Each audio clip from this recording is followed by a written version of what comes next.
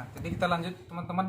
Tadi Awang ini udah dari Denpasar Bali balik lagi ke Medan. Di Medan dia di Hotel Adi Mulia. Nah, posisi kemarin dia di Mulia terakhir apa itu? Saya kemarin dia di Mulia sebagai baker. Kurang kuat suara ya. Saya di Adi Mulia saya bekerja di posisi sebagai baker. Sebagai baker ya. Terus kan yang menariknya tadi gimana prosesnya sampai ke Timur Tengah gitu. Jadi dapatnya itu gimana? Dapat dari teman yang udah ada di sana kah atau memang cari sendiri di internet atau gimana gitu? Ya, saya akan men-sharing sebagian kecil bagaimana proses saya sampai ke Ya, sana. pengalaman sendiri Ya, lah ya. pengalaman tepatnya. Pertama saya itu dikasih tahu seorang sahabat saya. Sahabatnya ini udah di sana Agak atau sahabat di Medan. ah, Sahabat di Medan waktu SMK. mm, Saya nggak bisa sebutkan nama. ah, Saya cerita pada saat itu kita nongkrong gitu ya. ah, Nongkrong di warung-warung kopi, warkop istilahnya ya kan. ah, Warkop di Halat. Jadi cerita demi cerita dia saya juga tanya gimana untuk ada jejaring atau networking di Timur Tengah ya di atau luar negeri. langsung tembakan ke Timur Tengah atau memang perbincangan pada saat itu hanya aku mau kerja di luar negeri nih gitu, bukan maksudnya langsung tembak ke Timur Tengah.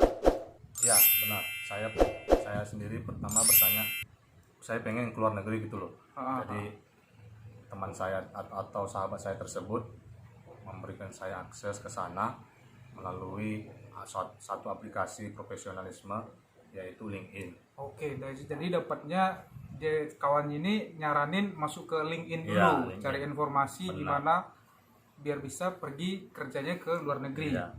Jadi dari LinkedIn ini langsung dapat. Saya pertama download atau mengunduh aplikasi tersebut, membuat profil saya, profil lah seperti CV, experience, semua yang tertera di sana kita isi. Oke. Seterusnya kita menambah jejaringan kita, seperti saya di bidang hospitality.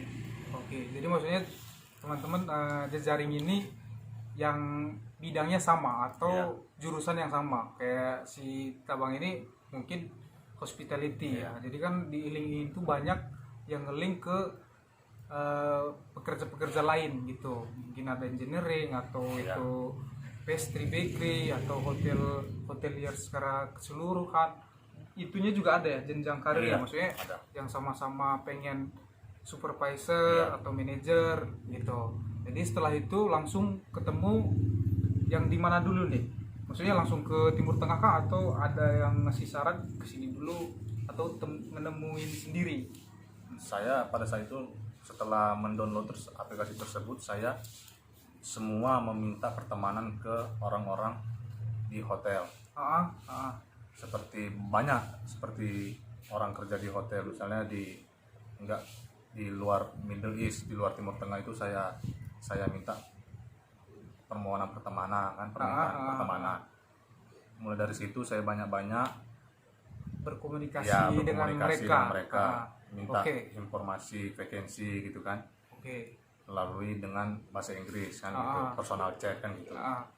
Oke, jadi kita skip dulu nih, udah berteman, udah menjalin komunikasi yang namanya dengan kawan yang ada di luar, di Timur Tengah. Terus pertama kali dapatnya itu atau pertanyaannya gini deh, gimana caranya Abang ini ngelamar pertama? Apakah interview mengirim CV dari websitenya hotel yang kita tuju atau gimana gitu? Oh baik, kalau alur prosesnya saya pertama mendapatkan info vacancy tersebut dari jejaringan saya tersebut yang di aplikasi tersebut. Seperti kemarin ada chef, saya lupa namanya, beliau memposting suatu lowongan job vacancy. Jadi beliau tersebut mencantumkan alamat emailnya pribadi kan gitu kan. Yang berlandaskan email dari perusahaannya. Jadi saya coba kirim ke sana, tidak lama kemudian hitungan 7 hari saya langsung direspon dari hotel, email. Dari email pribadinya bapak tersebut Iya, atau dari hotel? Dari bapak tersebut, dari chef tersebut. Setelah itu setelah dari balasan itu saya juga membalas, mereply back kembali. Baru setelah itu proses berkelanjutan dengan user. User itu apa? User itu adalah orang personalia dari perusahaan tersebut atau hotel yang saya ingin lamar. Oke, berarti istilahnya awang ini jumpa di jaring itu dulu ya? Iya. Sama yang salah satu staff di hotel tersebut. Jadi hotel tersebut bapak ini ngelamar ke personal itu tersebut. Dari personal itu dilanjut ke HRD. Atau yang merekrut pekerja di luar negeri. Ya, jadi saat itu hotelnya apa itu? Langsung ke Timur Tengah ya? Iya, langsung ke Timur Tengah. Hotelnya Intercontinental. Intercontinental itu di daerah mana itu? Di City Center. Di City Center ya. Pusat kota. Center. Oke. Jadi pertanyaannya gini, CP-nya beda nggak? Maksudnya CP ini kan udah pernah juga melamar di Medan atau di Indonesia lah. CP yang di Medan sama CP yang kita lempar keluar itu kira-kira bedanya di mana gitu? Apakah sama aja gitu? Sebenarnya sama, melainkan mereka melampirkan sesuai standar mereka hotel tersebut. Oke. Jadi dengan ada kepala, istilahnya kalau kita di Indonesia kop surat, mereka membuat logo atau brand hotel mereka sendiri gitu kan. Seperti lembaran surat, dia nanti dibuat Intercontinental Doha. Di situ tercantum beberapa poin, personal detail, terus education detail, itu experience detail, dan skill dan selanjutnya. Di situ mereka tertera di satu dokumen dengan format Excel. Oke, berarti kalau misalnya di Medan kebanyakan gimana itu? Kalau pengalamannya dari abang sendiri, maksudnya kan kalau dari luar tadi dia langsung detail gitu. Kalau misalnya kita pengen ngelamar, mereka yang ngirim dokumen ke kita dan kita isi sendiri seperti itu ya. Kalau misalnya di Medan? Kalau di Medan sih sama, cuma kita bedanya ya cuma ngirimkan formulir apa namanya, riwayat hidup lengkap, udah sama surat lamaran aja. Oke, berarti lebih banyak filenya keluar ya, keluar lebih negeri, banyak. Terus masalah gimana ya? Kalau misalnya nih, ini kan udah pengalaman ya, udah selesai, kita udah istilahnya melewati yang namanya pemberkasan, udah lulus. Nah, setelah itu apakah interview ini by Skype atau langsung ke sana terbang? Ya, untuk interviewnya saya pada saat itu 2017 saya join ke sana, bulan 10 ya, bulan 10 akhir saya interviewnya melalui Skype.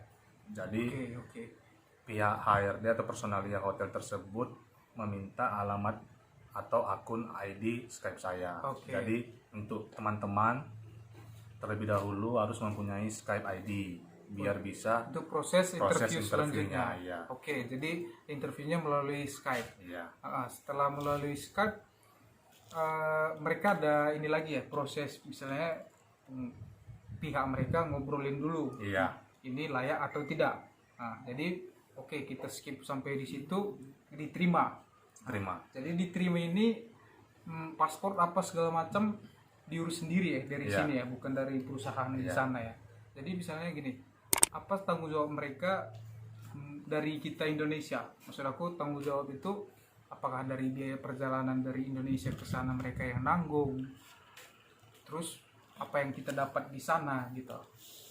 Ya, kalau untuk berkas yang kita sediakan sendiri itu hanya paspor. Untuk pendukung lainnya supaya bisa masuk ke wilayah atau negara mereka atau negara kita tuju, seperti saya Doha, itu semuanya mulai dari medical check up, visa, terus izin permit untuk masuk ke sana memang dari negara tersebut. Dari negaranya. Di Timur Tengah Doha menyediakan semua dari mereka. Tapi kalau Timur Tengah yang lain seperti Abu Dhabi, Dubai, Kuwait, Saudi, dan lain-lainnya itu saya tidak tahu.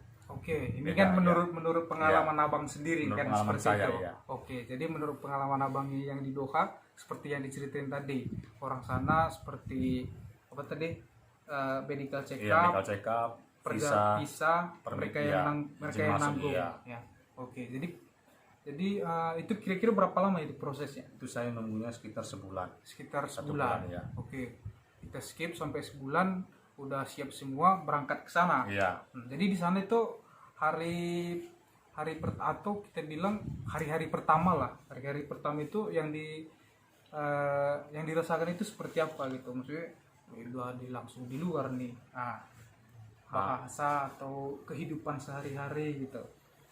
Ya itu juga saya akan sharingkan ya, hal pertama saya ini menginjakkan kaki lah kan.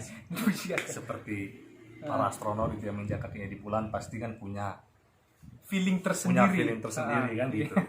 Jadi yang saya rasakan tuh kemarin, saya itu seperti orang yang baru lahir di dunia kembali kan gitu. Saya membawa diri sendiri dengan tidak tahu apa itu yang namanya doha kan gitu. Apalagi mereka pakai bahasa yang sendiri kan gitu. Iya. Pakai Arabik gitu kan. Iya. Jadi saya bahasa, tulisan semuanya beda ya. Beda. Jadi saya pertamanya memberanikan diri gitu kan. Dengan pada saat itu kemampuan bahasa Inggris saya di bawah rata-rata kan gitu. Oke, siap. Pertama masuk menginjakkan kaki di Middle East kan gitu. Jadi setelah saya nyampe di airportnya, saya tidak malu bertanya. Jadi untuk teman-teman sekalian jangan malu bertanya kan gitu. Itu saran saya. Itu poin pertama, sangat penting sekali. Terus yang kedua, saya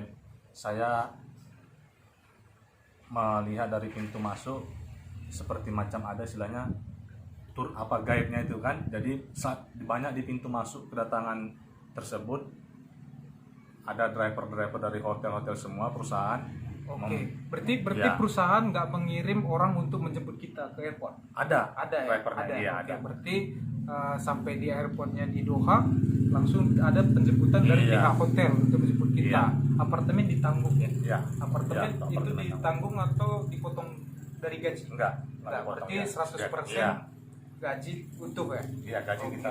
Jadi fasilitasnya sampai di Doha itu pihak hotel memberikan ke abang itu apartemen, shuttle bus, daily meal ini 3 kali. Iya. Daily meal 3 kali.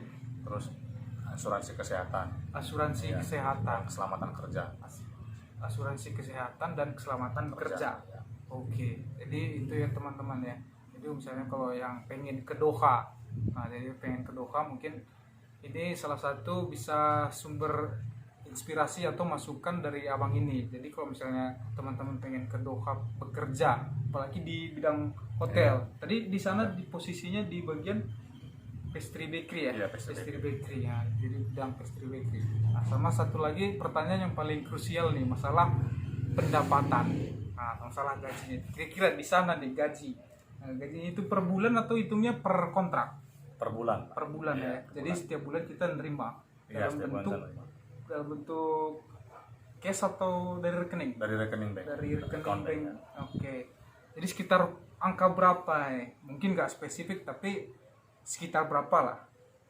Ya kalau di sana kita kan menggunakan mata uang mereka kan. Mata uang mereka itu kata rial atau bisa disingkat kiar kan gitu. Kiar, oke. Satu kiar itu pada saat saya itu 4.200. Oke. Sekarang saya nggak tahu, nggak lagi. Oke. Jadi sebulan itu saya bisa dapat take home pay-nya kurang lebih 3.800 sampai 4.000. Oke teman-teman ya. Jadi take home pay-nya selama 1 bulan ya. Nah itu beda servis nggak, atau kalau kayak di Indonesia kan kita punya yang namanya UMR ya. Memang semua orang wajib dapat sekian, tapi beda servis. Apakah di sana juga seperti itu gitu? Iya, beda servis dan tips. Ya. Jadi tadi yang beda servis bisa dibilang UMR-nya lah. UMR tadi sekitar 4.000 ya. 4.000 dibedakan lagi sama servis. Servisnya kira-kira berapa itu? Lebih tinggi dari gaji atau lebih rendah? Lebih rendah dari gaji. Servisnya kurang lebih bisa kisaran 500 sampai 800 rial. 500 sampai 800 rial. Jadi kalau dijumlahin sekitar 5.000 servis sama gaji pokok. Nah, dan kalau misalnya kita tanya nih, uang lain ada nggak? Maksudnya kayak tips atau apa gitu dari tamu? Kan kalau kita di back area nggak ada. Cuma ya? kita tips yang pengkumpulan tiap bulanan gitu kan. Tips perkumpulan maksudnya gimana itu? Yang tips dapat selama sebulan ya. Itu tipsnya dari pihak hotel atau Dari pihak hotel ya. dari pihak hotel ya. Oh, berarti dapat 3 ya Iya. dari hotel ya. Gaji pokok, servis sama tips tadi. ya. Oke. Tipsnya kira-kira berapa lagi nih? Tipsnya nggak banyak sih, cuma paling 200 300. 200 berarti sekitar 5.200 apa tadi nama tuangnya? Rial 5.200 rial lah. Mungkin teman-teman bisa inilah compare sendiri ke rupiah, dapatnya sebulan itu pure 100% karena tadi daily meal, apartemen sama shuttle bus. Shuttle bus itu dari hotel dari apartemen ke hotel ya, tiap hari antar jemput itu gratis. Nah, jadi gitu. Terima kasih. Ya kan, Ben?